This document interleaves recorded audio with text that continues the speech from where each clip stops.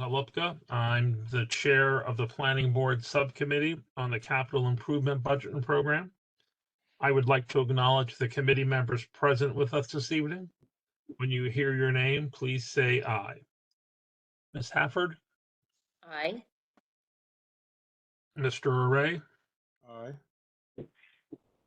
Ms. Brophy, Aye. Ms. German. I know I saw her here earlier. Aye. Mr. Hafer, Mr. Heckman, Aye. Mr. Heinel, Aye. Mr. Hinton, Mr. Johnson, Aye. Mr. McGinnis, Mr. Perlow, Aye. Ms. Pinero, Aye. Mr. Warren, Aye. Ms. Wolfson. Aye. Thank you all. Tonight, Guys, we're I'm meeting. driving, so I'm gonna go camera off. Thanks. Okay, thanks, Todd. Tonight, we are meeting in a work session to hear from the Department of Environmental Protection and Sustainability, the Office of Information Technology, and the Department of Planning. After each presentation, members of the committee will have an opportunity to ask questions of the presenters. Before we begin the presentations, a note that while there may be members of the community in attendance of tonight's meeting, this meeting has not been designed to accept comments from citizens. The Planning Board held a citizen input meeting on October 19th, 2023, which was the opportunity for the board to hear from citizens on their issues concerning the capital improvement budget. So unless anybody has anything else they want to put at this point, we will have our first presentation. I would like to invite Mr. Tablata from the Department of Environmental Protection and Sustainability to begin his presentation. Good evening, everyone. Can you ever hear me okay? Yes. Perfect. Again, my name is Horacio Tablada. I go by HTLOC. And with me in this room, there's Rob Ryan, who is one of the managers that are pretty much involved with the capital projects. And Brady Locker, who is also my deputy director. As you know, I'm been in this position since July 31. So this is my first time before you, but I had many years of experience at the state level. And I really, really appreciate the support of the planning board. And you know, as I was mentioning earlier, anybody that gives us money, we're always very appreciative. So with that, I'm going to share a brief PowerPoint that we have that kind of tells the story in a lot of better ways. So the let's see from the beginning. So the pretty much this is the organizational chart that we have. We are 93 people strong, our department. I'm the director, and there are different sections or divisions in the bottom. And most of the work that we presented today is from the bottom right groups that we have there, which is basically watershed restoration, watershed monitoring, management, and forest management. They're basic drivers that drive the need for capital projects, and that is the MS4 MPDS permit. This is a 5-year permit issued by MDE, and where I worked by the past 37 years of my life. This MPDS permit was issued in 2021, and it's a 5-year permit. And with that, there's requirements on the permit. And one of them is restored 3,100, almost 3,200 acres of impervious surface. And also the mandate from the Chesapeake Bay TMDL, that's then for total maximum daily load. And the local TMDL, because the bay is the big stem, but we have local TMDL that fit into the bay. So those are the drivers that make us do what we do as far as capital projects. The MS4 permit, which is the main driver, has some new and revised best management practices. And I'm not going to go in detail each one of them, but basically there's some new ones that are very interesting, like the floating treatment wetlands. And so the expanded ones is a stabilization of outfalls from storm facilities, and also there's some revised ones that help with meeting the goals of the TMDL. I talk about, and then one key one very important one that we're facing right now as we speak, especially last week, in the new, the TMDL, the MS4 permit requires us to come up with a salt management plan. And we're, Baltimore County and you all, Baltimore County, we all are very proud of we're ahead of the curve, so to speak. The Department of Public Works has a new highway equipment that they pre-treat the roads instead of salting them. And we have a tracking device that knows how much is applied into the roads. But we need to develop other things like the Salt Academy, where we're going to train contractors and county staff on how to apply, pretty much like the pesticides. You know how to apply the right amount of salt, or because it's a safety issue. So that's and also reaching out to the residents. So we have to submit a report to MDE, the plan, by the end of the year, and then they will approve it and then we can implement it. But we're already doing some of these things. The capital improvement projects that we're going to focus today are basically 4 areas: the stream restoration, shoreline stabilization and enhancement, stormwater facilities maintenance and improvements, and reforestation. As you can see by my background, there's a lot of trees, but I happen to have the same background somebody else in the panel has. So we're not in the same place, which is the same background. So trees is very key to what we do. The trees are the lungs of our world, our earth. So this project are not just randomly project, they all tied into resiliency and sustainability efforts. So this chart is the busy chart, and I'm not going to go through it. And Ms. Taylor has the PowerPoint. And so basically in the vertical columns, you have the 4 areas that we're focusing, and in the horizontal lines is the resiliency project. So each one kind of touches an area of resiliency, and that's important because we want to put the money where it's significant, where we can make improvement for resiliency projects. One area I'm sure in the future will be touching is environmental justice. That's something that is not here right now, but it's something a lot of these projects touch in areas of where the county has been, where communities in the county have been disproportionate affected. So the first one is stream restorations. This one is, we have before and after pictures. You see how it was before, and you see how it is right now. And this is Miller Run. This is the Catonsville area, right, of Rolling Road, Route 40 area. It's beautiful. I've been there 3 times myself, and every time I go, it's like I see something new. Aquatic life's coming back, and MDE has gone to that area. Delegates, members of the House of Delegates have visited that area. I mean, this project, and we have people are going to be inviting the EPA administrator to come over and take a look at it.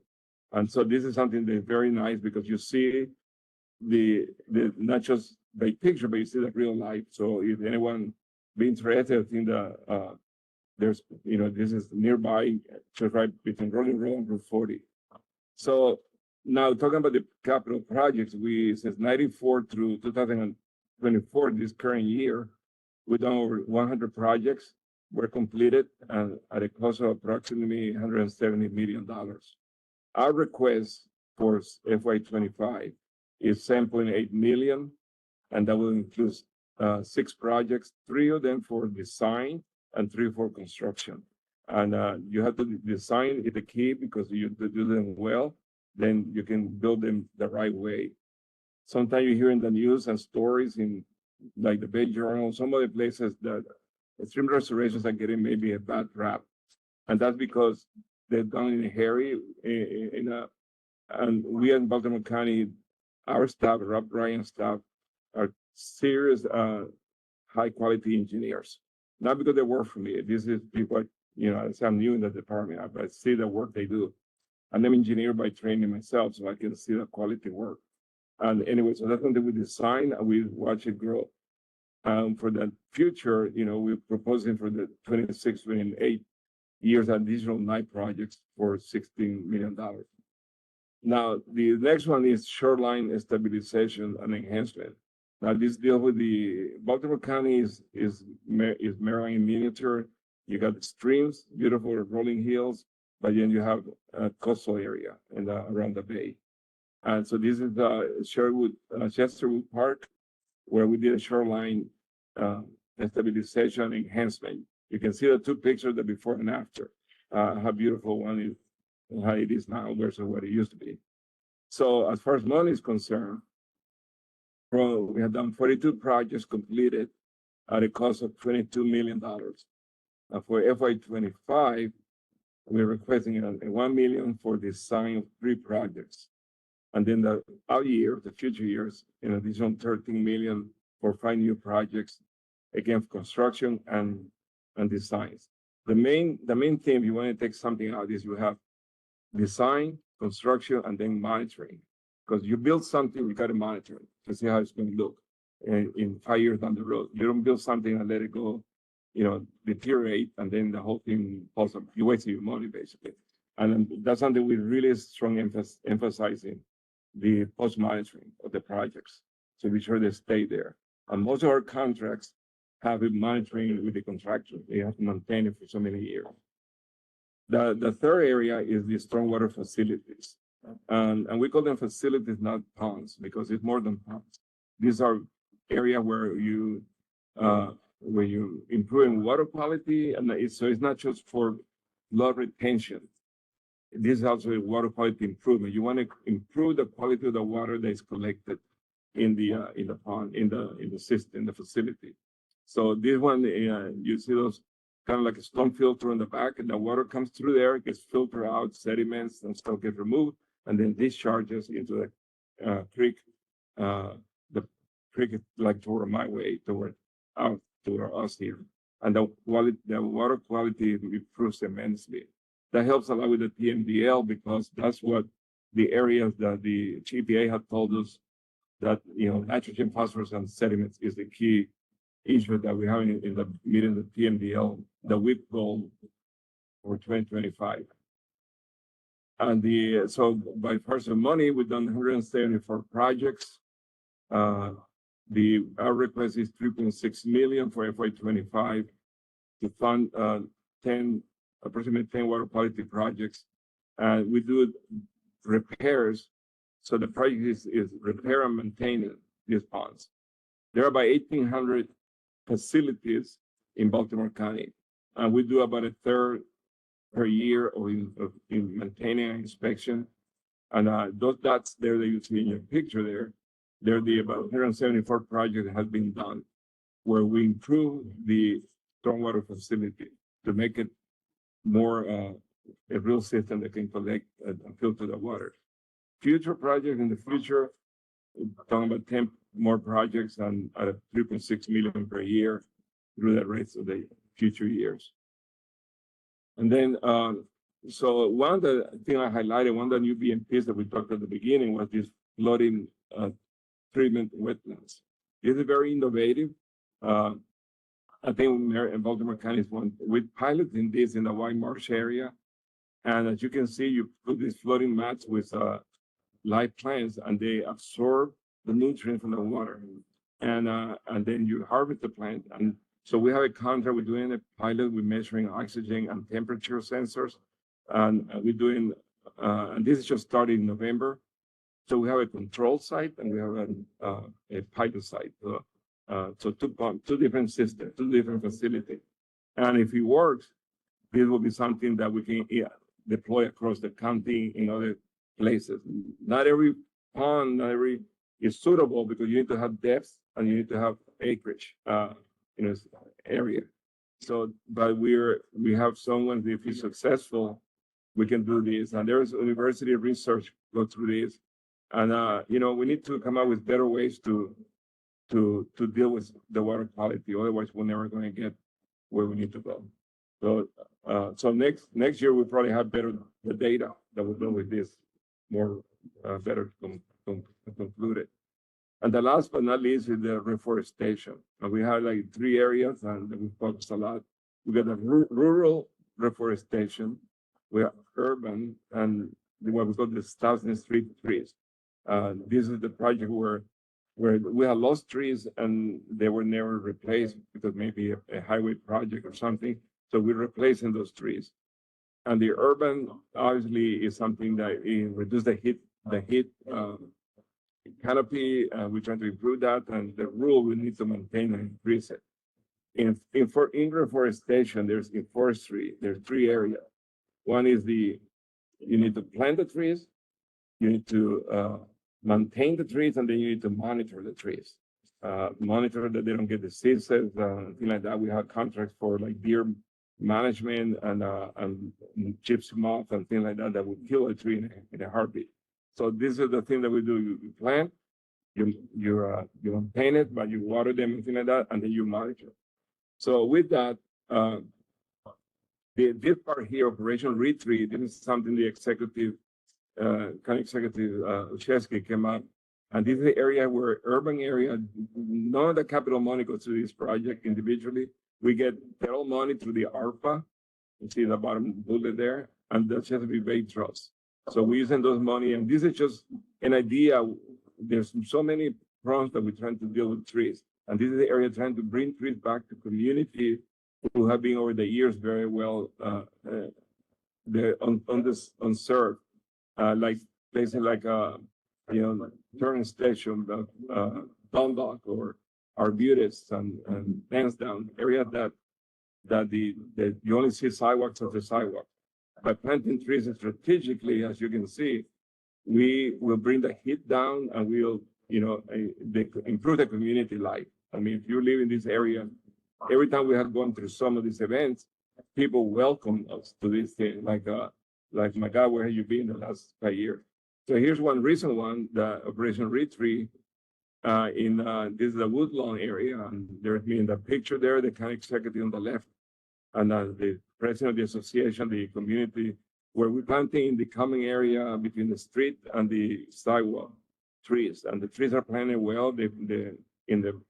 In the burlap, so they can prevent. We don't want the heaving of the sidewalks to create the problem.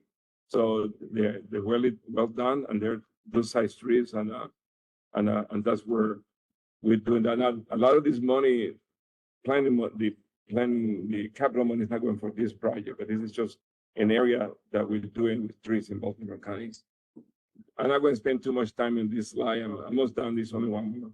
And this is just a summary of the effort that we've been doing, all the programs together in the different communities. And the part that money is concerned for the capital, we've done 312 projects. Were completed $4.25 million.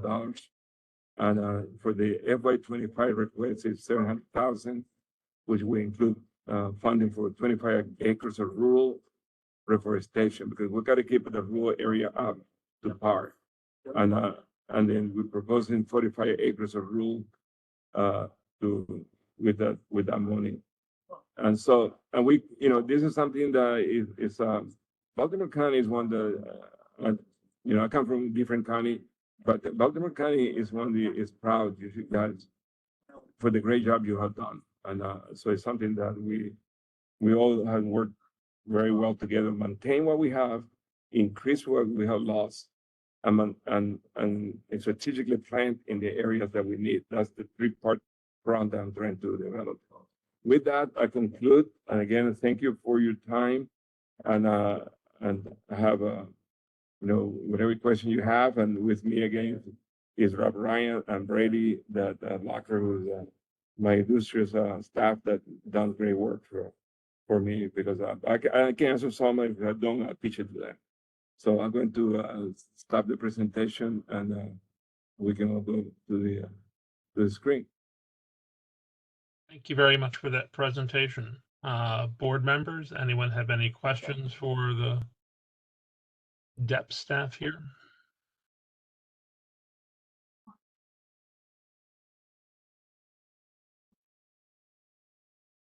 Ms. Staffer? You're muted, Nancy. I'd like to thank you for the work you've done here in Towson. I mean, we had a lot of tree wells that were empty, and I know there's a lot of great plans for the future. And it's so important that you continue to put those the water bellies at the bottom, because there's so many dogs in the area, and that can kill a tree so quick. So you've done a great job, and we greatly appreciate it. Thank you very much. And that's it's done professionally. The people that do this work. I have met with him. I have a degree in agriculture engineering, and I came for a forest area, and I just see that the dedication, the work that the staff, our staff in Baltimore County, and the contractors do. So thank you for your compliment there, and I can see you and I have we're in the same area. So You're muted again, Nancy. We're not in the same room. correct, but we have the same heart because we like the trees behind. Wolfson. I just want to invite everybody, if they'd like to see the stream restoration in action, to come over to District 4. On McDonough Road is a completed project over, I believe it's a tributary to the Gwynns Falls, and they're right now in the process of extending that stream restoration eastward on, and you can see that work in progress on Brenbrook Road, and it is an amazing transformation that they're accomplishing with that. Thank you very much. And one thing I would like, the stream restoration, sometimes we try to work with the cities, and that's something I like to get better, communication with the community, because we don't want people to get surprised. We wanted them to be informed right from the beginning. I learned that lesson many years at MDE, is you talk to the community and get them involved, and it's like, it sometimes may not look bad, it may look bad for a few months, but things improve so much better. That one, like I said, I'm very familiar with the one in Catonsville, and I've seen some other ones, and it is just night and day. Any other questions? Yes. I have one more, Scott. Sorry for neglected to ask this one. On Washington Avenue in Towson, unfortunately, we've had 3 tree wells hit by drivers around 2 o'clock in the morning. And is there any maintenance for those tree wells that have been knocked down? We've reported it to the county, but they've been like that for about 2 months now. I would defer maybe to Rob or Brady, because this is the first time I hear about it. So I don't know if you reported to, you said the county, who mean the county, my department or code enforcement, the police? I believe it was to DPW. It probably works. Yes. Yeah, so the some trees they are maintained by them. So if you want to shoot me an email, or Brady, maybe you know about it, you can answer, but we definitely take a look at it. Okay. Thank you so much. Madam Chair, this is Brady. I have a question. Can you Tree hear me? wells, we could certainly look into them and were the fencing to be collapsed and things like that, we can work with DPWT to get a status response for you. We wouldn't be looking to replace any tree damage or any trees that were damaged though until the spring. But we can see what can be done in the meantime. I have a question. Can you hear me? All right. Can you hear me? Yes, sir. Go ahead.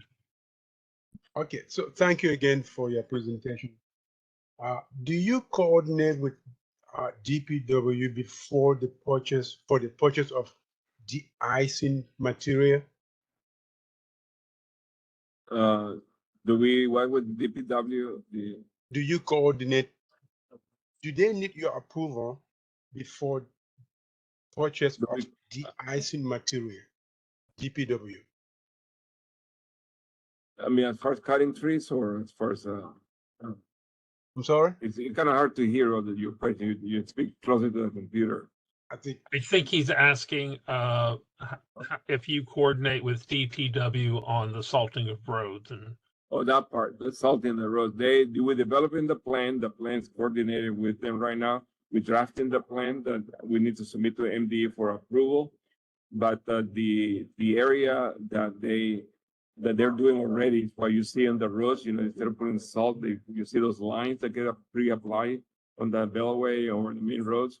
That's the pre-treatment, and that's not salt. So that helps with the minimization of salt. So we're working with them on developing on the plan. Rob Hershey, my staff, works for MS4, but we're gonna have to submit something to MDE, Department of the Environment, for approval. So we're gonna have to work with them because we don't want to compromise safety. Obviously, I have fallen in ice before myself. Trust me, when it's icy, it's one of the things I fear the most. Falling ice. I'm an elderly person and not as young as some of you are, but I'm always so I appreciate the friction so I can walk straight. On the other hand, we don't want to over salt the roads. And that's why the licensing, the academy is important. You want to train the applicators. So people don't just take a bag of salt and just dump it like it's going out of style. You just get rid of it. It annoys me. It hurts the dogs, it hurts everything else. And so that's something we need to train. How much salt do you really need for a certain temperature, if you need to use it at all. Thank you. Thank you, sir. Any other questions? There's something on the chat here. Somebody. Okay.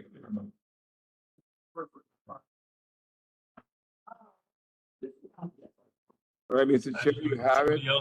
This is our presentation. So unless anybody else has any. No, I think we thank you very much for your presentation and good luck with all the tree planting. We'll be, by the way, I just advertising in April. At the end of March, I think beginning of April, end of March, we're going to do the tree giveaway to citizens. It's going to be done over 2 weekends. 2 days, Saturday and Sunday. And Saturday, the first day, people can reserve the trees. And then anything left over will go for anybody that comes in. It's going to be held in Catonsville at the Banner House, at the one in Frederick in Oela area. So in the past, we only stuck at the Oregon Bridge, but now we're going to rotate around the counties every year. So if anybody wants trees planted, come and get them. Good luck with that. All right, we're going to sign off and have a good luck to my thank you colleagues very for much. the rest of the night. Thank you, sir. All right, bye.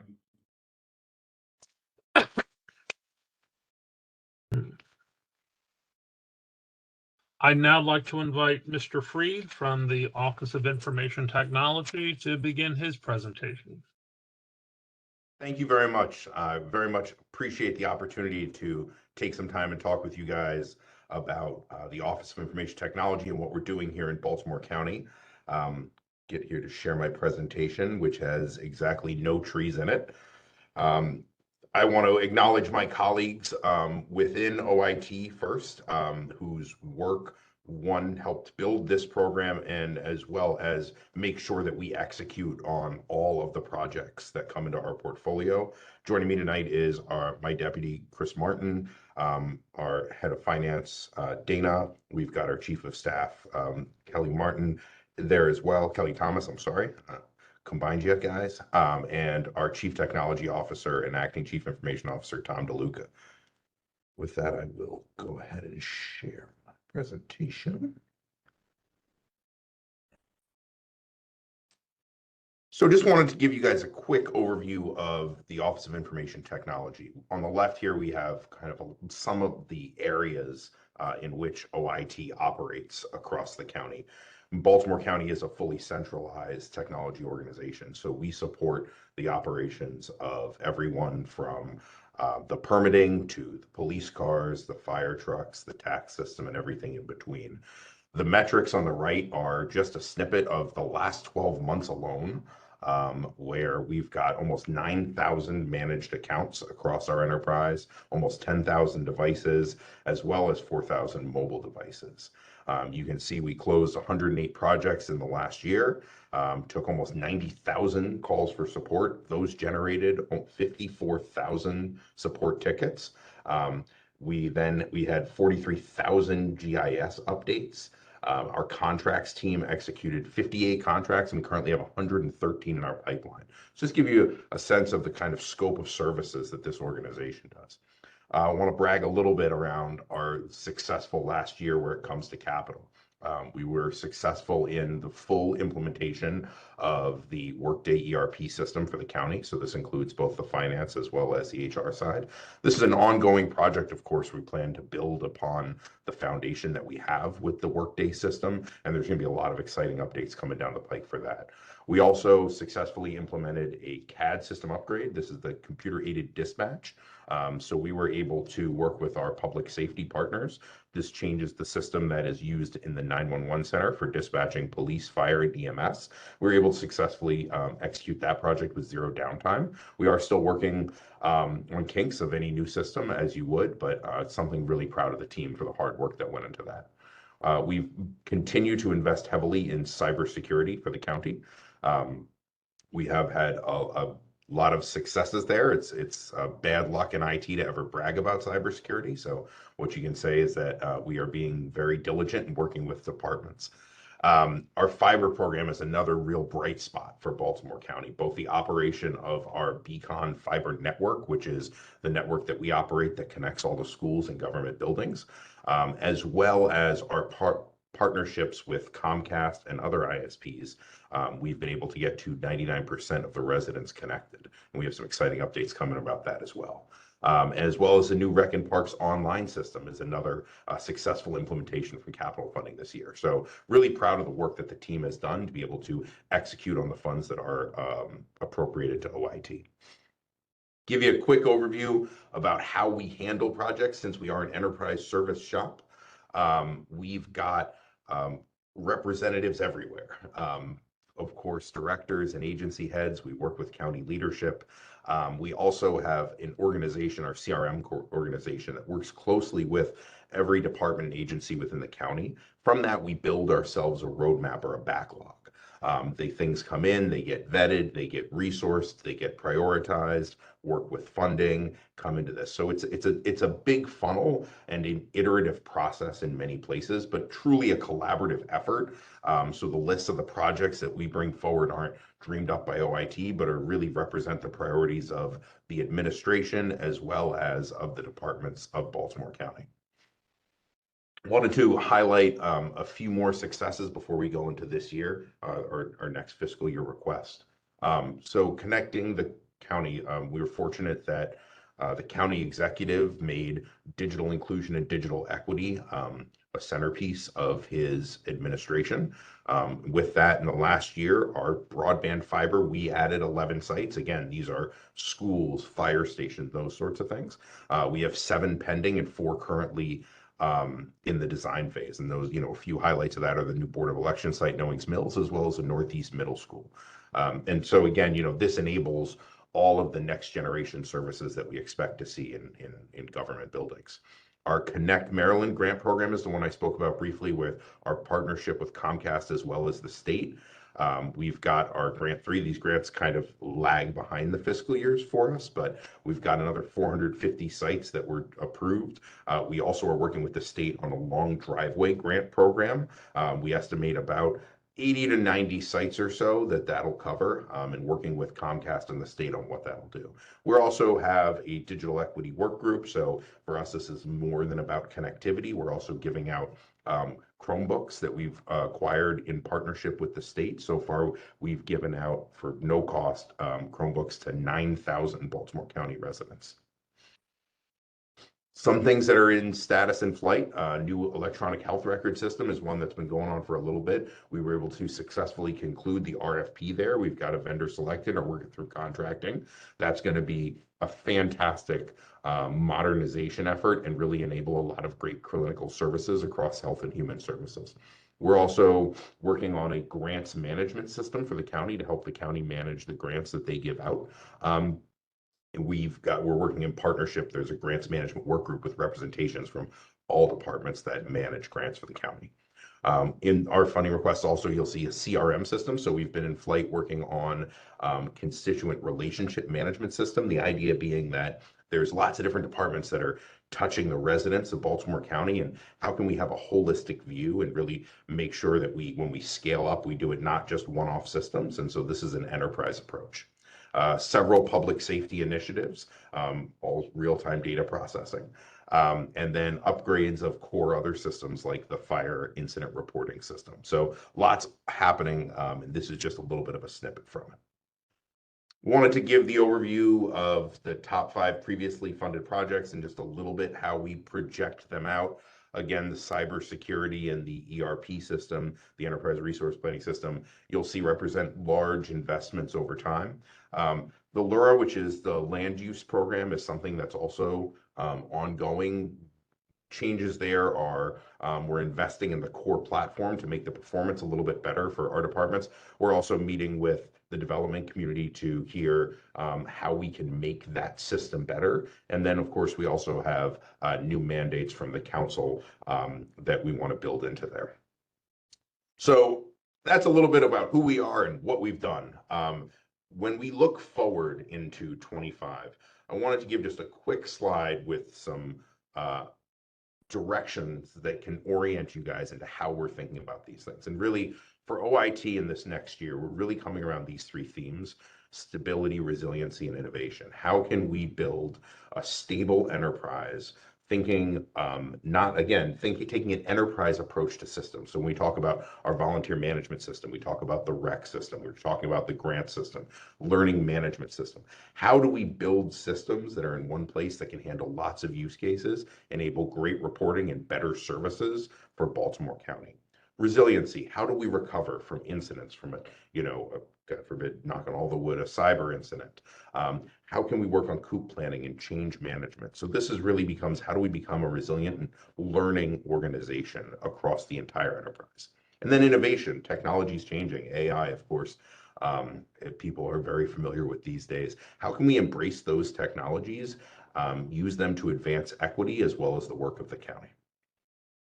So I'm going to dive in just a couple slides on what's included in the with that grounding, the FY25 IT project portfolio request. I do want to flag that some of the work, like I said, is already in flight from these other things. IT projects, as you know, can take a few years. So we've got multiple things in flight. And so this builds on that good work and helps push us forward. You'll see cybersecurity. Within the cybersecurity line for this coming year, we've been working on putting up basically a virtual cyber operations center, which collects and manages all of our logs. This funding for 25 is going to be focused on governance and risk compliance, audits, both for state audits and compliance, but also the hygiene of constantly scanning as you're adding new technology and new users, making sure that we're staying ahead of any sorts of threats. Also, some de-identification tools for our data so that we can share more data publicly in more automated ways. We have lots of information within the county and a mandate from the county executive to be as transparent as possible. And we run into challenges where we've got identified data that requires manual intervention to scrub. And then finally, the one that I'm really excited about that's in there is the idea of a citizen portal. So the idea of how can we get a secure way to share information with citizens and have them share confidential information with us, kind of a one-stop shop. Below that, you've got our eGov line. Our eGov encompasses basically all of the public-facing tools, so our open budget tools and those sorts of things that we publish to the world. We also in there have a few other, a Board of Appeals has an e-filing program. The customer relationship system is noted below that I talked about. Workday, we talked about the implementation ongoing there. In this phase, we have got a set of tools that are going to automate more payroll, especially around our police department. We are also working on integrations with other systems so that this system, now that we've kind of put this base in, there's a bunch of use cases behind it that we want to expand and really automate government. And so we're excited to do that. There we go, lost my place for a second. Our broadband fiber build out initiative. So again, the broadband fiber is our internal network, the Beacon network that we talk about. This we're going to cover a set. We work with stakeholders throughout the year to identify high priority sites based on need, based on access to the network, kind of which projects can be done quickly. So these include, an elementary school. There's 2 fire stations in there already. And then based on that, we kind of adjust as we can throughout the year to capture as many sites as we can. We are also the E-rate provider for Baltimore County Public Schools. The Connect Maryland Network Infrastructure Grant is the one that we talked about, where this is the program that we've worked with the state for matching funds. So I'm not sure the actual percentage, but this represents only a portion of it. The private partner, which is Comcast in this case, as well as the state, kick in money in order for us to build out this infrastructure and get residents connected. Moving forward, we've got health opioid data response. So over the last year, we were working with the Health and Human Services as well as the opioid coordinator out of the county executive's office to build a case management system, implement a case management system for our peers and frontline folks working with people in the community, as well as a just-in-time data warehouse.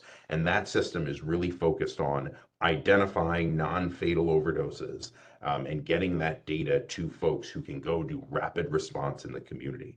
And so there's a set of reports and alerts that we are excited to be able to implement in the next year, building on that foundational work that we've done. There's a set of public safety projects that is encompassed in this as well. This comes everything from a new video streaming service. Below it, you'll see we have, thank you, the sheriff's case management system. And then we also have various kind of public safety systems that just end of life, and we need to upgrade the cameras and all those sorts of things. With our implementation of the CAD system, again, it's kind of an enterprise approach, much like that ERP system. It's now giving us the ability to pull in more data and really optimize operations around the police and fire departments. So we're very excited about that. Our digital record conversion is an ongoing project. This really for us is about how do we digitize government? So all the kind of nuts and bolts paper forms that get filled out, how can we take all of that information and digitize the archives so we can get rid of this paper, but really going forward, how can we make sure that processes are digitally native from the ground up? And then as I talked about briefly before, the LURA program and continuing to invest in that so that we can not only improve the way that contractors and developers work with the county, but it really becomes seamless internally. And then a couple finally is our capital portfolio and project management. This is a really exciting project we've been working on. Baltimore County has various systems that they use, and some of them are on an old mainframe to manage capital projects. And so we've been working with the vendor community to find stakeholders from several departments across the county to find out what are the new tools that are available, how do they work with citizens. So like, how can we get people to submit electronically for capital projects? How can bills be automated? How can inspection reports and auditing be more visible? And so this is a really exciting project. Our service asset management system, this is the kind of bones of the IT shop. This is everything that we do. This is all of our tickets, all our knowledge management, a lot of our projects go in there. And so this is an overhaul of that to make us better and more responsive. The location intelligence data and analytics platform is a very fun title for a really cool piece of technology that's going to help us understand how people work into our spaces, how people go into and use rec centers, how people use parks. And it's really going to be able to allow us to inform departments about how folks are moving through and what those uses are.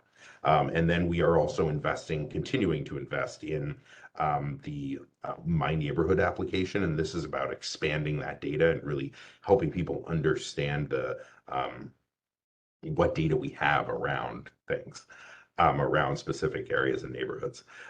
So then the contingency line is one that historically we use, and we use it for a couple of reasons. One is because there's projects that are in flight that aren't quite yet at the point of scoped enough. And two, we also know, just based on historical performance, that some of these things, the licenses are going to change, or we don't know precise cost until we're really into the contract phase. So are some projects in there that we're anticipating. Energy management system for predictive energy analytics for the entire county is one that we know is in there. So that's historically how we've used that funding. That concludes the set of slides that we had prepared. I want to again thank the board for giving us the opportunity to talk about this and welcome any questions. Thank you very much. Howard, it looked like you put your hand up. Thank you. Mr. Freed, I appreciate your report and your bringing this information to us. But I do find that even in our meetings, we've had discussions over the last few months that various information that hopefully could be available to the community is not available because both elderly and young people maybe don't have the technological skills that you and your staff do. Many of us are, lucky if we can make our iPhones work the way they're supposed to and reboot them and do the things we're supposed to when it doesn't work at that point. And I find that's a comment we hear throughout the community. Miss Brophy sitting here, she's real good on it. I sit next to her and she can make her computer do anything she wants, but many of us don't have those abilities. And I think sometimes the IT people, and I have a family member that has his doctorate in computer engineering, so he's real good at it, but many of us really do struggle to make this all do. The availability of somebody in the county that can help them through that, maybe a department, would be helpful until we all, 100 years from now, our great-grandchildren can use every computer, would be helpful. With that said, I am going to be a little critical of your department because I interface with 3 or 4 departments every day in my business, which is a title company. Our home builders and our developers and people have truly, for the last year and a half since we went from paper to computerized, have not been able to get permits out of the permit department, sometimes for 4 or 5 months. And I've heard from pretty much the administration and everybody else, we've got a new IT department. I guess you're the head of that. You're the guy that's, takes the brunt of it at that point, but it's not gotten any better.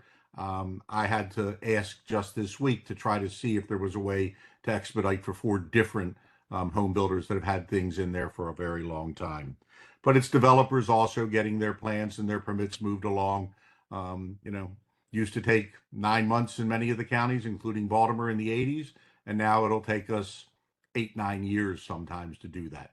And it is a major struggle at that point. We all on this board are aware that the county doesn't have a lot of developable land left for new housing and new commercial construction.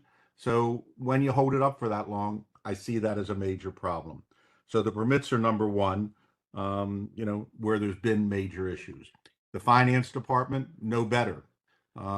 We used to be able to get a lien certificate out of the Baltimore County Finance in 5 days. It now takes 30 days, which means we can't record a deed and a mortgage without that for many, many, weeks at that point. Just this week, my office received from one of our home builders improvement levy tax bills, which is now on the finished house, that are over 1.5 years old, meaning they weren't assessed back when the house was built. But these homeowners who now have to come up with, as much I saw 3 of the bills over $800, don't have the ability to get that bill timely from the county instead of paying it when they were buying the house, not 1.5 years later. And I find that that department also has lots of issues with getting information out. And they, I hate to say, put the blame on the IT department, a new IT staff and all, but when do we get it fixed? Okay. Many of them have applied in other departments as well. We'd love to go back to paper. I don't want to see that. I understand what the future is, I might not be here for it, but it is necessary. But when are we going to be able to get the constituents of our county who are out there trying to get things done and just want to build a fence or build a small addition to their house or something, and that takes way, way too much time for our county.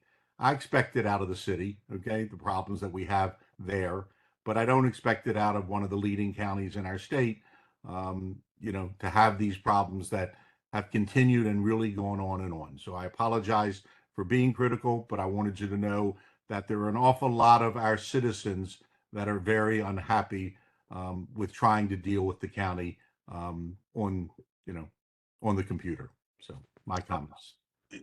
Yes, sir. And just if I could respond for a moment, Sure. I'd like to hit a couple things there. I'll take them in order that I heard them. The first, your comments around kind of, accessibility and data, as well as, what we call digital inclusion or digital equity. Couldn't agree more. The library has traditionally been the home for folks who are like digital navigators, who are the ones, boots on the ground to help people. We're working with them to expand that beyond just libraries. We've been working, our Department of Aging has done great work to have those navigators embedded. We also want to see that expanded with rec centers. We have some programs coming around that. So absolutely hear you. One area that I'm very excited about in the future is I do think some of this AI can actually help us make things easier and more equitable and more accessible. So I'll take the easy one first. The others, I absolutely hear what you're saying. It's not, unfortunately, a surprise to us. Specifically our permitting system is the county started replacing a paper and mainframe-based permitting system a while ago, and put in place a piece of technology that's had some hiccups and had some struggles, and that's probably putting it nicely. We very much hear the frustration from you and others.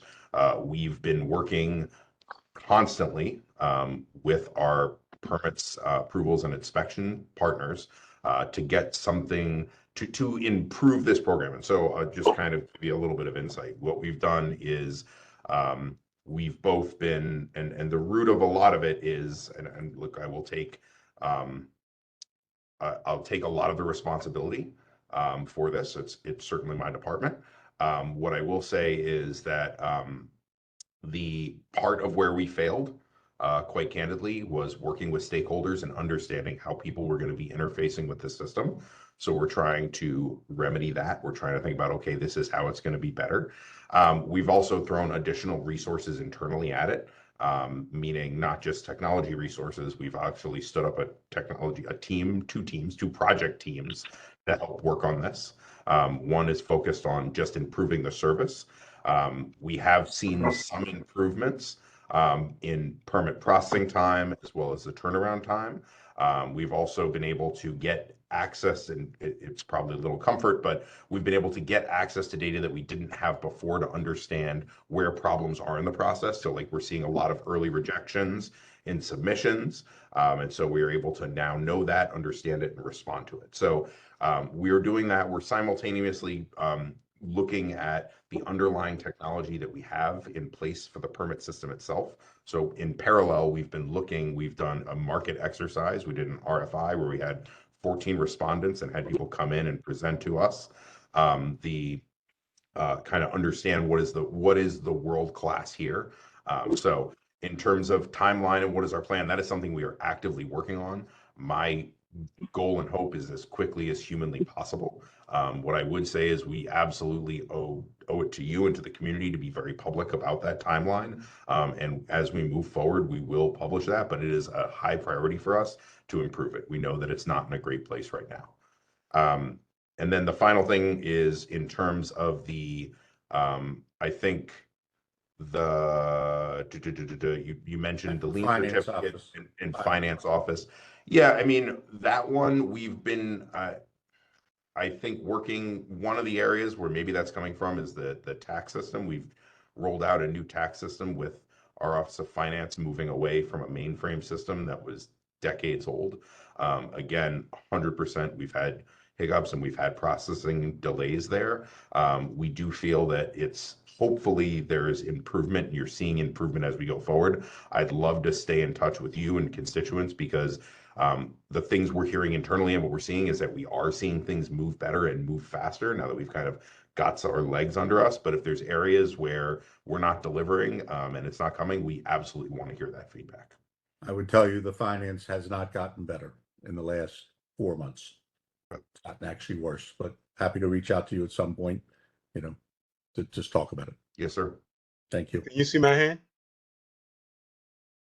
Hello, Scott? What is wrong with you? All right, Peter, I muted myself. Yes, go ahead, Peter. Okay, thank you very much I'll tell you, you are so good and IT is complex. It's very hard. And if the stakeholders do not come to you for help, you don't know what they're thinking. And sometimes some of them, they do not want to change. I have 3 questions for you. As you build fiber, do you build for future use? In other words, excess capacity fiber? Do you install more than you need today for tomorrow? Second question, how many county public schools are now connected to your fiber network? And the third one is, how do you handle network redundancy? In other words, failover. Sure. Thank you very much for that, those questions. I'm going to give you some high-level answers, and then what I'd like to do is follow up with details because our network operations folks who aren't here will get very upset at me when I get specific numbers wrong, and they're gonna want to brag about the things that we're doing well. In terms of excess fiber capacity, yes, to a reasonable degree. Right? We don't lay tons of dark fiber infrastructure. We do try and overbuild to what we think and project is growth, but we don't have the resources to just build, to double capacity with the hopes that it's going to be there. We've got over 100 schools on the fiber network itself. I will get you an exact number. We have that. I'm sorry, I don't have it exactly in my hand. We are the E-rate provider. So again, we do prioritize schools and public safety on any new fiber build that we have.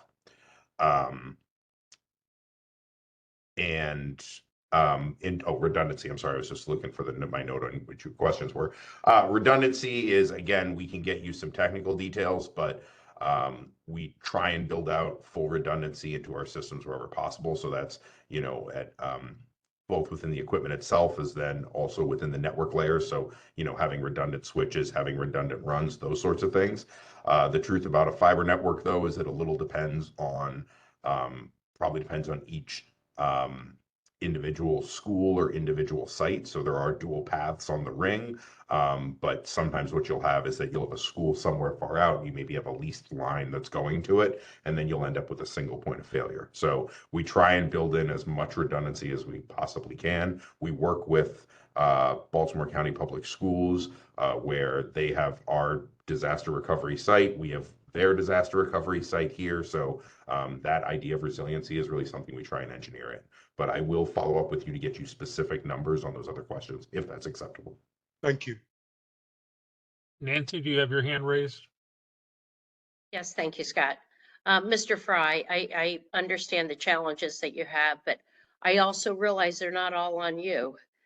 The county, almost every department has a manpower shortage, and that's been a large part of the problem.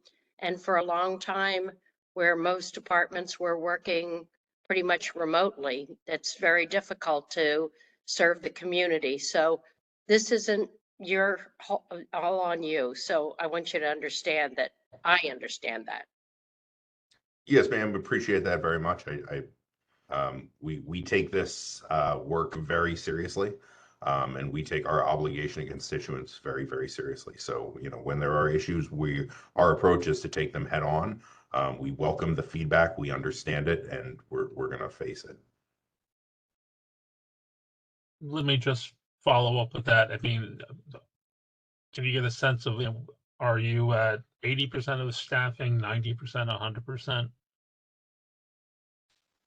Within the IT group, within your department? Yes. we're about 90% Okay.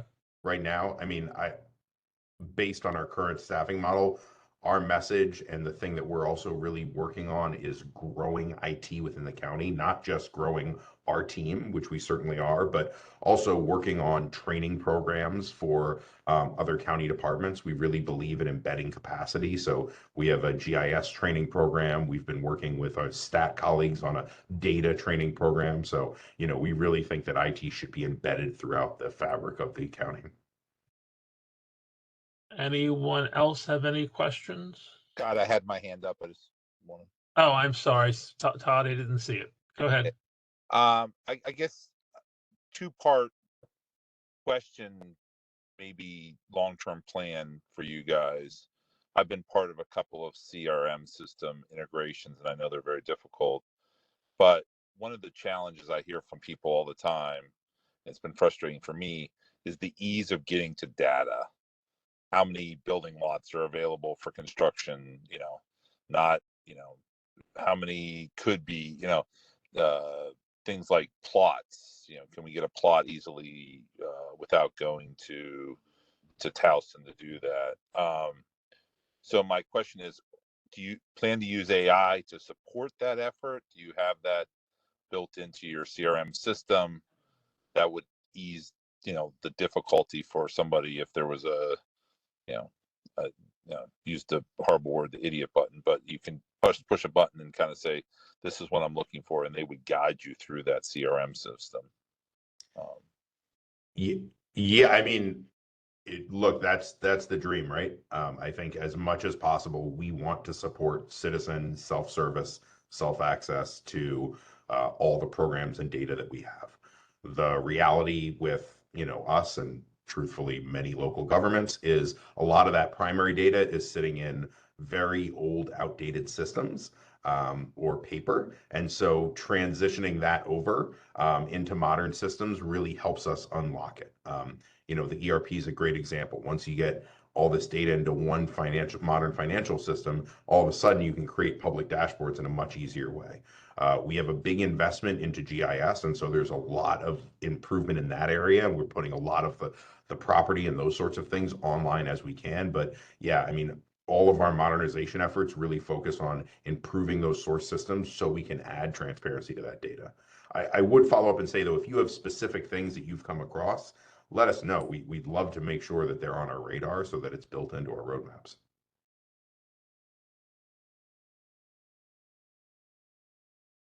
Thank you. I'm looking to see anybody else have their hand raised digitally or native. Sorry, thank you for that. I couldn't get the mute off. No problem. Just I hadn't scrolled across. Not seeing anything. I want to thank you, Mr. Freed, for your presentation. It's a Herculean task that you've got trying to bring all of this up into the current century. So good luck with that. Thank you again for the opportunity. I very much appreciate it. Thank you. Before we move on to the last presentation, I also just want to acknowledge that since the roll call, Mr. Hinton and Mr. McGinnis have joined us. So officially note that. Finally, we get to hear from our own planning department. I want to invite Miss Megan Benjamin and Steve Lafferty to tell us what they have planned. Why don't we just give Steve everything he needs? Thank you, Mr. Burlow. I didn't even wear a tie. Thank you. You're welcome. Why don't we start with Megan at the land acquisition ag pres program, if you don't mind, and Megan, if you're good to go. Sure. Good evening, everyone. Let me just get my presentation going here. I'm Megan Benjamin. I'm with the Department of Planning. I am the Land Preservation Administrator and looking forward to presenting to you this evening on our capital improvement program for land preservation. With the capital funds for land preservation, we are working towards our current master plan goal of protecting at least 80,000 acres. We work towards this goal through a number of programs, some very importantly funded through the county capital budget. I emphasize at least because this is our base level goal and was included as such in the 2020 master plan, ultimately to maintain our state certification and most importantly, to sufficiently protect our agricultural and resource lands. We are working towards protecting 80% of undeveloped lands in our ag priority preservation areas. This land preservation goal is about conservation of private lands, different than parkland. Voluntary conservation easements are a way for landowners to agree to limit future development while still maintaining ownership and management of the land. Private land conservation is vital to supporting our agricultural economy and helps to ensure availability of fresh local food while continuing to generate tax revenue and avoid cost of extensive infrastructure and other government services, provides surface and drinking water protection, natural resource protection, including wildlife corridors, and indirectly is positive for tourism. This chart shows the proportion of acres that are protected through the different programs. So the largest piece of the pie here, MOUth, our state ag program, has always been a top performer, and we have about 39% of our acres protected through this program. Maryland Environmental Trust and local land trusts, primarily through donated easements, we have about 28% of our total. We have 5 rural legacy areas in the county, and through that program, both state and county side, we have about 18%.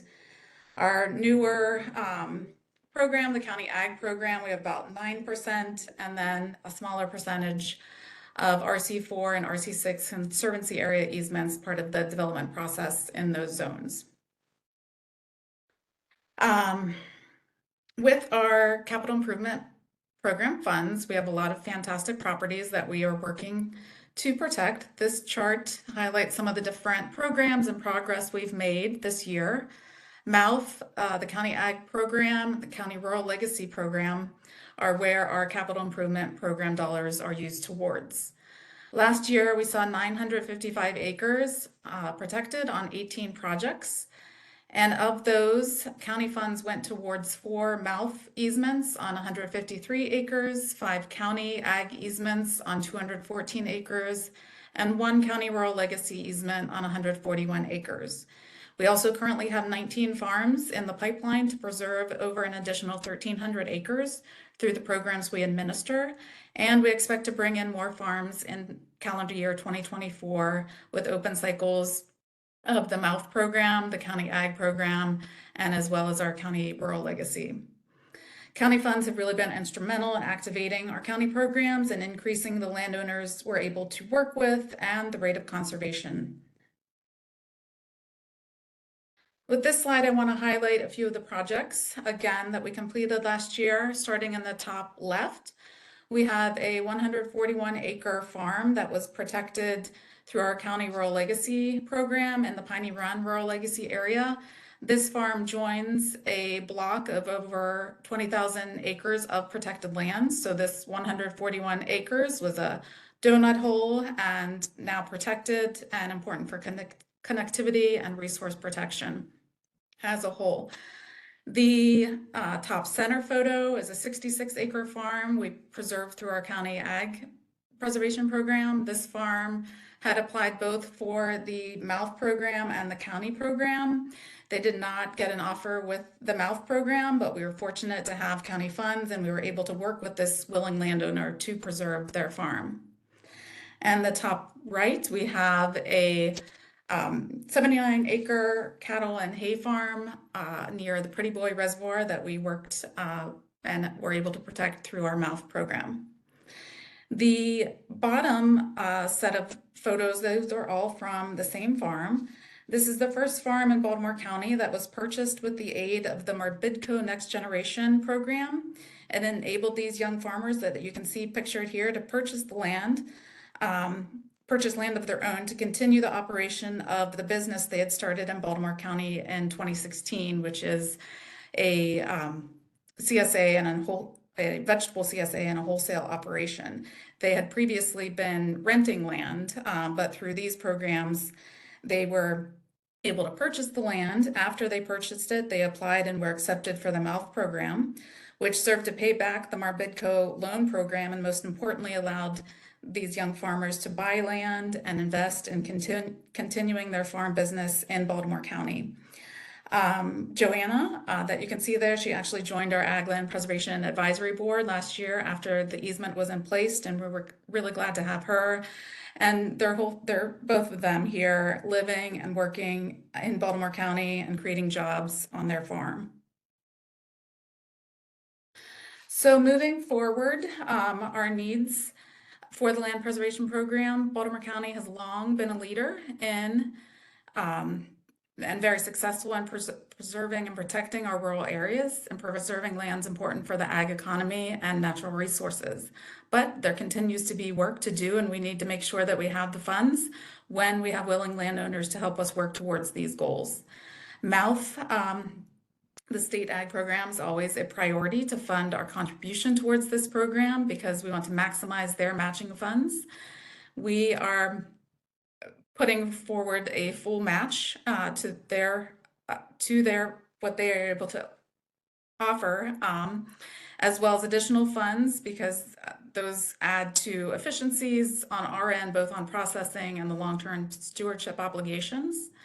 Our county ag program, through the reinvigoration of this program, we have been able to move forward several properties for protection, and we want to continue our momentum and keep this program an active option for our landowners. County Rural Legacy, we've been very successful again in working with our local rural legacy sponsors to get projects moving in this program. And again, we want to continue our momentum here and keep this program an active option as well. We, the dollars that we spend on the county side in rural legacy areas help to draw additional state money to the county as the state looks to see what the county is investing when they're looking to fund the stateside program of rural legacy as well. Also part of this, the Baltimore County Land Trust Alliance, we want to continue funding this umbrella group that was created by the county and the local land trust to bring efficiencies and coordinate their activities. Their work is very much in support of our goals, both through outreach and work with stateside rural legacy grants. We find that this relatively small contribution pays back in the services provided and the additional state dollars that their work draws. Our land preservation work contributes towards resiliency and sustainability goals in multiple ways.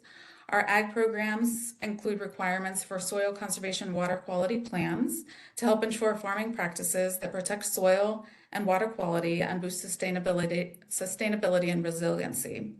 Rural legacy easements have required enhancements of stream buffer areas and look to protect forest canopy as well. These and multiple other ways, our easements help to maintain and improve resource functions. The photos on the screen highlight some of the multiple sustainability functions that land preservation helps to provide. So going from the top left, protecting water quality for drinking and recreation. This was an ag easement that came in after a stream restoration project. So just highlighting how the different programs can really work together and draw multiple benefits from a property that's being preserved. The top right illustrates the focus of infrastructure inside the ERDL in order to preserve our priority preservation areas. So I think it's pretty clear on this slide where the ERDL is and the infrastructure and development that is being focused in that area. The bottom right, we have, again, a vegetable farm protected through the MALF program, so maintaining our land for local food production. And the final photo, protecting large blocks of forest and the carbon storage benefits that come with that. Important, of course, for climate change and resiliency. The programs that these projects are administered through focus on agricultural and rural land preservation, which are focused in areas primarily outside of the areas identified with vulnerable populations. However, the public benefits of land preservation impact all members of the community, including underserved and vulnerable populations, through benefits of clean air, clean water, maintaining viable agricultural lands for local foods, and all of the other very important public benefits that land preservation provides. That concludes my presentation. Let me stop sharing, and I'm happy to try to answer any questions you may have. Steve, do you have anything else, or should we just start with questions for Ms. Benjamin? since mine is substantially different, Scott, it probably makes sense if people have questions for Megan to take those now. Questions for Ms. Benjamin? Scott, if I could, Okay, sorry, Todd, I keep on not seeing your. I hand. Go ahead. actually didn't put it up, so I just was asking this time. Okay. As we look at land that we're putting into land preservation, has anyone done a plan that shows the adequacy of living units for humans going forward out 10 years, 15 years, 20 years as part of this?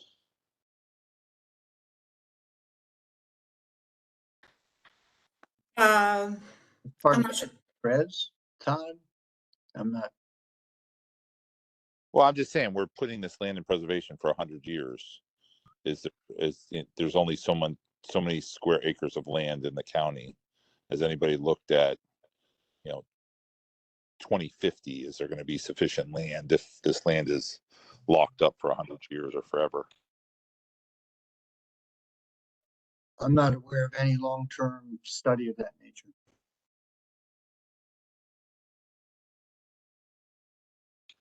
Do you think that's probably a good idea that we would look at that? Our goals are keeping in line with the master plan goals, which, are focusing development inside the URDL and protecting our resource lands outside the URDL for all of the important benefits that I tried to cover in my presentation. Mr. McGinnis, you had your hand up? Yes. Even in the last 20 years, the production of corn and a number of other products on farms have more than doubled. And so I expect this to completely to increase in future years also. And a large percentage of the food that's consumed in Baltimore County is also produced here.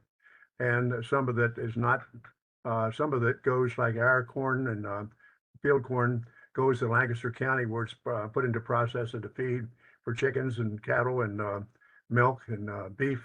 And then it comes back to our grocery stores.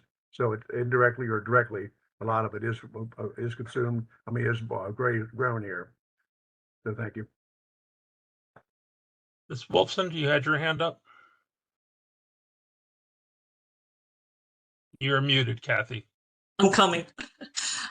Thank you. And I also have to indicate that it's much easier and more traditional for housing to go vertical than it is for agriculture to go vertical.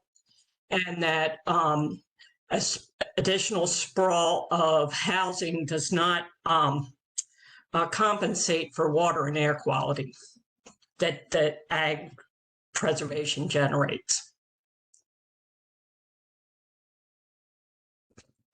Panero, did you have your hand up? No, okay. I have a question. Are there limits or definitions to, what kind of, you mentioned, I think it was the one farm that seemed relatively small, but it sounds like they bought some additional property. Is there, a size limit below which they just don't meet the criteria?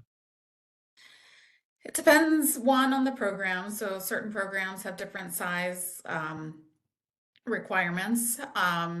One of the good things about Baltimore County is that there is a lot of protected land, and oftentimes the size limitations are reduced if the property is adjacent to other protected lands, because the goal is, to protect blocks of properties because of the benefits of having a block of protected lands together. So smaller properties can be considered when they are adjacent to other protected lands. Do they need to be the working farms, or can they just be, if somebody has a 5-acre house, can they apply for any of these programs? So again, it depends on the program, but it's looking at overall the resources. So some of the programs have different requirements for having prime and productive soils. Some of the programs, it's looking at the overall conservation values, which can include woodlands, soils, whether it's actively farmed or not, development rights, if they're giving up development rights in the process. So it's kind of looking at things holistically, and it depends on the program. We always look at a property to see what programs they may qualify and what might be a better fit for the landowner and their needs, and fit with the program options as well. Ms. Brophy, you have your hand up. Yes, thank you. Quick question. So of the preservation land, the total acres, that's the baseline goal. Are any ag tourism, any of that land, is that included in that base goal? Because I know there was like an ag tourism push as well to, obviously, Mr. McGinnis had mentioned the farms, but then maybe there was like a, farm to produce type stand on there or something like that for the residents. Is that considered part of that baseline goal, or is it just pure preservation? So we only count in that number of properties that are in conservation easements, so one of the conservation programs. But we certainly do have a number of farms that have those value-added amenities. So some of the farms that have breweries, ice cream, some of those, not all, are within our program. So those we would count if they're in the program. They're not, yeah. Mr. McGinnis? Ag tourism has increased a lot in the last few years, and farmers are selling products on the farm, and this allows the non-farm people to come and see where their food is grown, and so that has increased in the last several years.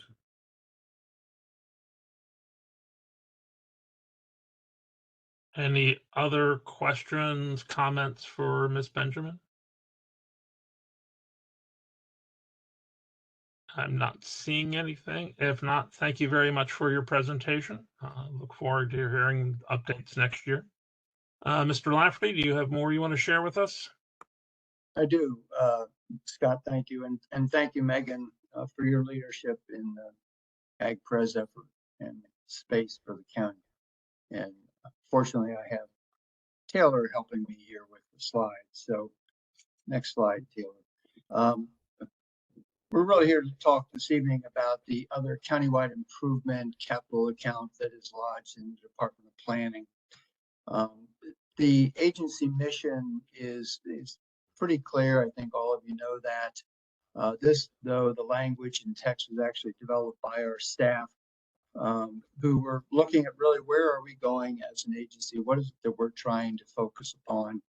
And I think the key is probably the first three words: guide future growth, and then manage the change that comes with that. And so we're focused really on communities and investing in communities, looking at policies that can help us develop the capital program, including not only Master Plan 2020, but the draft Master Plan 2030, the county's strategic plan, the 9 sustainable community plans that we have, and commercial revitalization district designations. We are currently actually renewing 3 sustainable community designations, and we're working on 2 additional ones. These are state designations that help us direct resources, target focus, and resources from the state as well. Next up, Dale. So the program and this capital account really is intended to support, help, and empower communities. We have projects that are intended to enhance the quality of life, primarily focused in the other older neighborhoods in the county inside the Beltway, but not entirely. The range can be from building improvements to signage to preserving history, such as museums, and I'll have a couple slides about that a little bit later. And it's based upon Master Plan 2020 and looking at these sustainable community plans. Next. There are 2 different categories. One is separate that we administer. The Dundalk Heritage Trail and Park now is referred to as the Central Place Extension. This actually came out of a community-driven initiative back in, Scott, you were involved, I don't know, 20 years ago, maybe, almost 15 years ago. at least. Unfortunately, yes. And so it's taken a while to get off the ground, difficulty in basically obtaining some property, but we're now working with Baltimore City on this project and hopefully we'll bring it to a close. And then is the contingency account, which is enterprise-wide. And the county executive put $4 million into it for the last bond referendum, and the voters agreed. We also have $4 million earmarked for 2026, but we'll hopefully be stepping it up in the subsequent years. Again, this is due to bond referendums, and so we do not have a separate 2025 ask because it is baked into the 2024 budget. Yeah, sort of, if you will go to the next one, then Taylor. Interestingly, between prior authorizations and capital funds that have been allocated, we are well over $44 million. The adopted budget for 2024 and the CIP sort of reflect these numbers.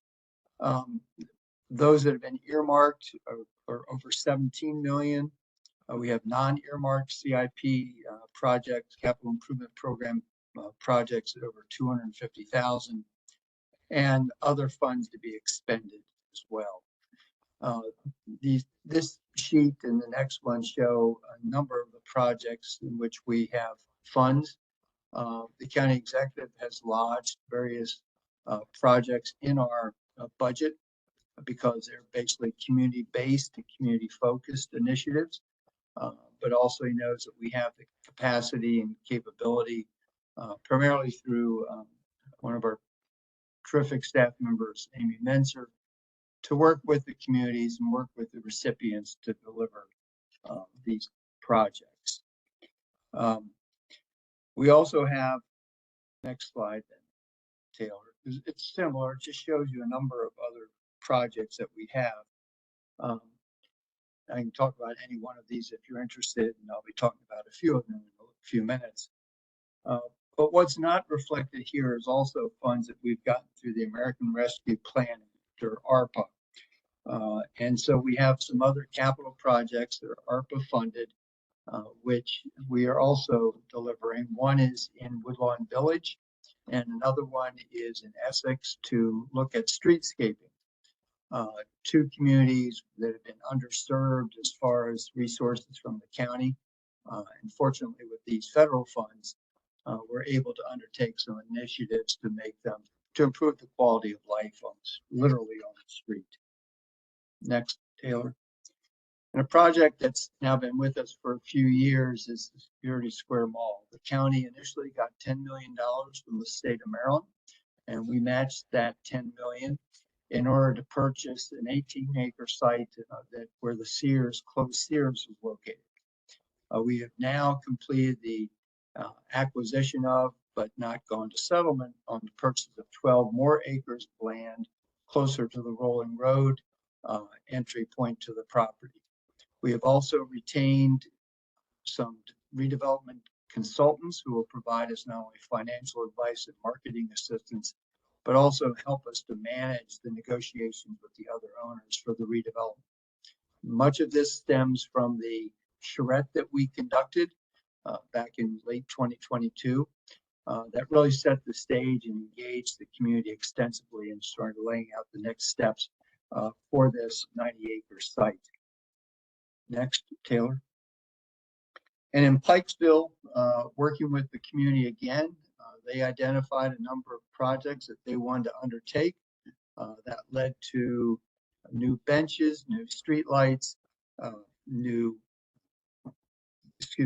as well as new trash cans, which all may seem sort of simple, but basically improve the quality of the street itself.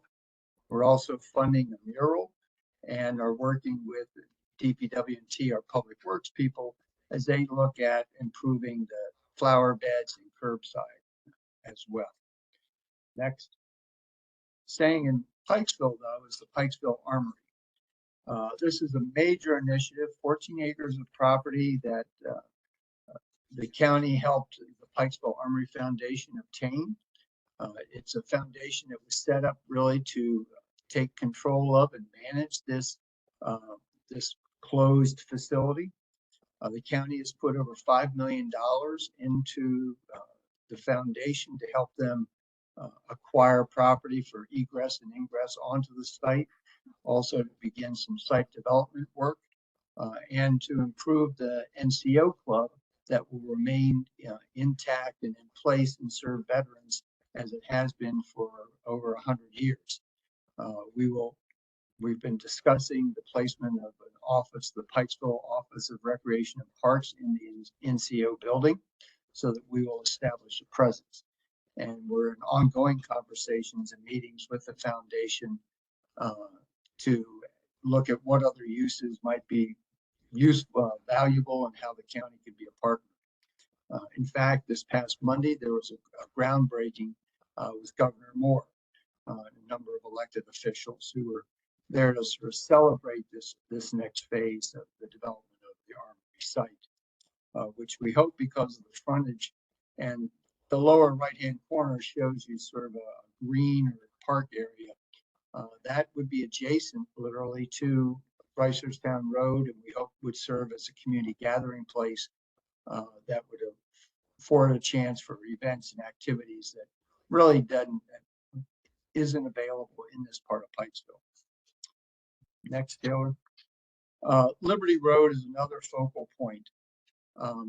We have spent capital funds over the past couple of years for, again, some of the basics, looking at trash cans, benches, things that the community initially and regularly has complained about, is not having benches at the MTA stops, but also the accumulation of trash and how we can start to tackle that. Although not a capital project, the county has provided funds to create a Greater Randallstown Community Development Organization. We expect this to be an on-the-ground partner to help us with some revitalization efforts in Liberty Road, including the delivery of facade improvement money, which we've gotten from the state. The county applied for and received $430,000 from the state of Maryland to help us with some facade improvements. We have an architect on call program that can help us identify and work with the property owners to identify ways to see improvement on the properties.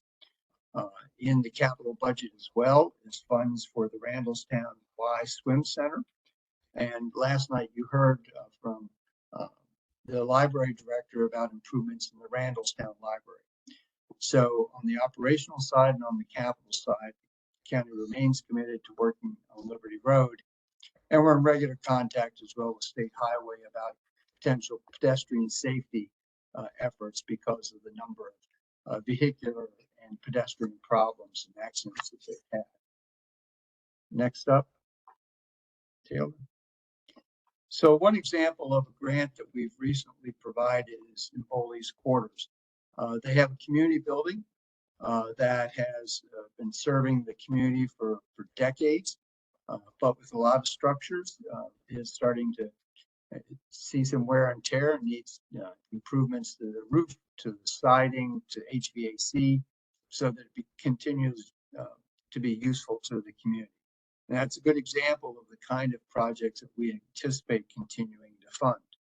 And on the next slide, you'll see another example. And this is of a museum about which probably very few know. The Natural History Museum on Bel Air Road is in a building that's seeking now to expand and improve the displays that they have. Currently, a lot of youth do come through and look at the natural history of the state. If you're not too squeamish, you see all kinds of snakes and insects and other things that are indigenous to Maryland. This is a project that I think can really become a focal point of attention in the Overlea area on Bel Air Road. Next, Taylor. And then two other fairly new initiatives that the county executive had directed us to explore. And this would address both residential and commercial properties in the county. The first is a facade improvement program. We are distributing $500,000 to 9 different grantees, and you can see the list here, that will work with individual businesses in targeted areas to make physical improvements to the buildings. It could be parking lots, it could be on the sidewalks as well, but primarily focused on the buildings. We've worked hard with them to ensure that they have a good plan and good strategy for expending the funds, and for working with the property owners to make sure the improvements, they don't have to all be the same, of course, but to follow some sort of rhythm for the community so that they become more enhancing, not only for the business itself, but for the neighborhood in which they're located. We have some terrific business organizations. First, the Towson Chamber is probably one of the very best, but groups that really are committed to making sure that the physical improvements that occur actually reflect the needs of their community. And then the last one in the last slide is a new one as well that the county executive has approved for us to implement. And this is to provide community-based organizations with funds to provide and actually conduct their own capital projects. And it can be, we have 2 different categories. One, the larger projects of over $15,000, but also for smaller projects. And it could be murals, neighborhood signage. There you can see a list of some of the applicants that we've already received. A labyrinth for community contemplation, painting a volunteer firehouse, things that really we know are important in the communities themselves. And we see this as another way of not only opening up opportunities that may not have been there, because the funds in the past have primarily been directed by the county. Now we're asking the communities, what is it that you need? What is it you would like us to help you support? And we also they'll make sure that they're accountable, that they can deliver what they're saying they're going to deliver, and that we'll work with them as we need to ensure that we have a good project at the end of the day that provides a community benefit. So that sort of gives you an overview of the kind of community-based countywide projects that we deliver. We are very focused on ensuring that we're doing this in an equitable manner. We recognize there's some communities that don't have the same capacity, but that's why we have the range of funds available. Community may feel capable of having a $3,000 project to improve their playground or do some other work, but maybe not manage a $20,000 or $30,000 grant. And likewise, we examine the sustainability of the project to make sure that it not only meets the standards of the capital project, but also really is going to enhance and improve the community's quality of life.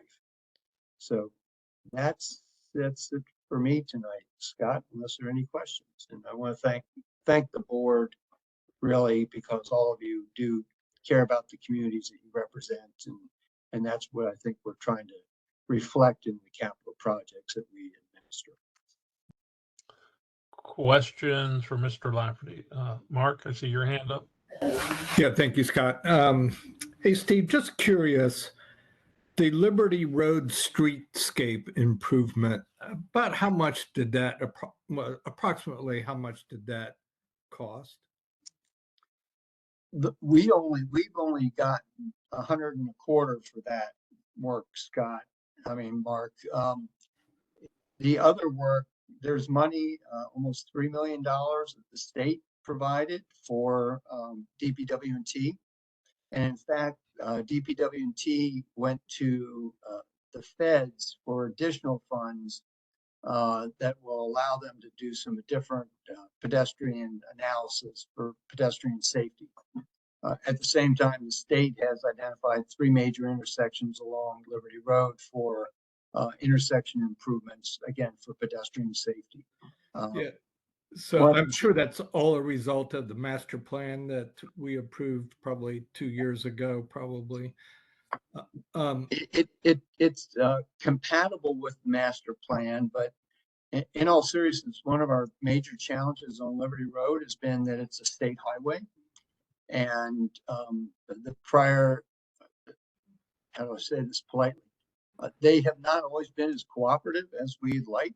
And they've made the county jump through a lot more hoops to get some projects off the ground. There's a different tone in the district office these days, and we hope that they'll be much more cooperative. So is it fair to say that, the county provides kind of the seed money to get things going, and then the state will, we can attract other funds from other places and other departments to kind of, get the job done right, I guess. Yeah, and I know that we're very fortunate because, Speaker Jones represents a large swath of Liberty Road and has been very helpful and instrumental in getting resources not only for the library, but also then for improvements on the roadway itself. And even the facade money that we have from the state, we believe can be utilized, for instance, to improve the public signage that people see along the roadway, or even some of the landscaping along the roadway in front of some of the shopping centers. Yeah, so just for what it's worth, my feeling is, that improvements to the built environment are just as important to me as improvements to cleaning up streams and things like that. I think improvements to the built environment attracts business investment, and it seems like we don't really have a whole bunch of money in the budget to kind of seed these kind of projects all across the county. It seems like we do maybe one, maybe two every couple years, and I wish we would have more money to do that kind of work. Well, yeah, the fact that the county executive said, "Hey, we need money for facade improvements," and we have 500,000 just going out the door now, really is a step forward. Getting money from the state as well for Liberty Road, and the governor has put more money in his budget for this next year for facade improvement funds that we think can also be available then to some of our organizations as well as to the county to further the work. We totally agree. We think that people want an attractive, whether it's in their neighborhoods or in their business districts. They want to feel comfortable and they want it to be attractive. They don't want to see vacant buildings. They don't want to see 30-year-old signage. They don't want to see empty tree wells. All of that does, I think, contribute to the quality of life. Thank you. Mr. Warren, you had your hand up. Yeah, I just wanted to thank you for your investment in Security Mall and what that plan for the town center and how excited our community is for that. So I know that was a major amount of cash that the county put up, and our community is very grateful. No, you're welcome, Scott. I think that it's one thing, as many of you know, to assemble land. It's another to work with the property owners and to develop something that's going to be strategically successful. The market is changing, and that's why it was important for us to bring in a third party that understands some of these dynamics and can help us to hopefully attract some developers who are interested in seeing a different vision for what Security Mall and that surrounding area can be. Nancy, you have your hand up. Thank you, Scott. Thank you, Mr. Lafferty. I really appreciate all the work that you're doing, and I have to commend your staff. I mean, I know they're doing such major heavy lifting right now, doing the CIPs and going into the CZMP. And I know you're very short-staffed at this time. So I just want to thank every single one of you that are working to make this all happen, because we show up to the meetings, but what you have to deliver is so much. So I greatly appreciate it. Nancy, I thank you very, very much for those words. We have a number of our staff who are attending this meeting tonight and have been, and I don't think many of you probably haven't had a chance to meet the entire staff. We have just a terrific group of employees who work very hard, and as you said, as we go through turnover, that puts additional responsibilities on other staff, and nobody flinches. They step right up and take it on. And yes, we're doing the capital budget right now. We're getting ready to start the comprehensive zoning map process. Hold on to your hats, folks. It's going to be quite a ride in February. And we're taking the master plan. The master plan is now at the county council with work session on Tuesday. Some major legislation coming through. And as I said earlier, we have sustainable community plans that are being renewed, and we'll be launching into additional ones, including the one for Towson. So we have terrific staff who just really stepped up and been able to build good relationships in the community, which is really important. And I also, although you don't necessarily interface as much with the development review people, except both Crystal and Taylor in that group, they're working really hard on the number of plans and applications that come through the county as well. They have to be to get that watchful eye from the planning staff. So yes, thank you, Nancy. We have a terrific group of people. Well, love you all. Thank you. Thanks. Scott, can you see my hand? Sure, right? Go ahead, Peter. Yeah, Mr. Director, I just want to say that, Nancy stole all my words. Now, regarding turnover, I know that your staff, they are excellent. We love them. They deliver. And for turnover, I know they do leave so that they can make more money elsewhere. Is there a way that to prevent this migration? Is there a way that you can probably talk with the county exec, with the county council, so that they can try to increase their salaries so that we can retain good people like the one that you have? Well, the county executive did put money into hiring a consultant to do a classification and compensation study across the board. So there has been an analysis of all the agencies and the staffing, the pay scale and how positions are classified in order to see how we stack up against other jurisdictions. We know anecdotally from just looking at some of the pay of many of the planners in Hartford, Baltimore City, Howard County, that we're not as competitive as we need to be. And we're also, as a small department, we don't have the kind of mobility that a lot of larger agencies may have. If you have 50, 60 people, you have some opportunity to move around a little bit more when you sort of max out or you have an opportunity to advance. We're much smaller, so unfortunately that also becomes a factor when people want to not only get paid more, which they should, and they should be paid a lot more than what they are now, but also just other opportunities in the planning profession. So we're trying to open up other opportunities and being a little more flexible. Gane Jope, who's head of our community planning group, talks with her staff all the time about how we can find additional ways that they can use their talents in order to remain professionally stimulated and then an opportunity to remain with us. Thank you, so sir. it's tough. It's tough, though. Thanks, Peter. I'm just being real candid with you all. This is the reality. Is there any way we can help? Send money. Write us a check. I'm gonna start a GoFundMe. Yeah, that's right. Yeah, they deserve to be paid more. We have Matt Carpenter from Budget and Finance with us today on this in this meeting. So Matt said, "Yeah, send us the money." Random checks might be an intriguing idea here, Steve, but might create more problems than we could deal with. We'll just I'm sorry. Any other questions, comments, accolades that people want to share? Scott, just my closing comment would be, it's really, we've been really proud to be able to reach out touch more people in the communities, and I think that's been a hallmark over the past few years.